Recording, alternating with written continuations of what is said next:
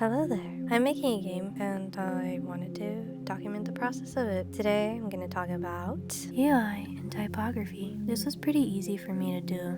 I made all the UI in Illustrator. In Photoshop, I looked a little too blurry once I put it into Unity, so I preferred using vector images. I made the UI pixel art as well, all the text boxes, the menus, everything, including the logo, just to make everything look consistent. Initially, I wanted to use a font that was used in the original Silent Hill, since it was also a bit pixelated, and I felt like I wanted to use some sort of serif font. In my research, I found that Team Silent used an Apple font. Source: this Reddit post. It was modified slightly, and the discovery of the Apple font took me down a rabbit hole of old Apple fonts. San Francisco, Los Altos, London, all fonts I became obsessed with, especially this one. I ended up choosing Valencia Classic, which is a font readily found on DaFont. Word of advice: make sure you can actually use the fonts that you find on there. You don't want to get sued. I wanted a black letter font, meaning this old looking thing that you'll probably find on certificates and such. But finding a pixelated version was a bit difficult, at least one to my liking. In the end,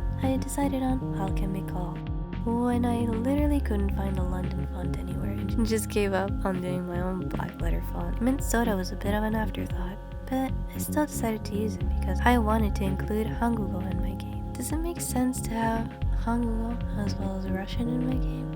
Maybe. I don't know. Does anything make sense in the context of this world? Does anything make sense at all?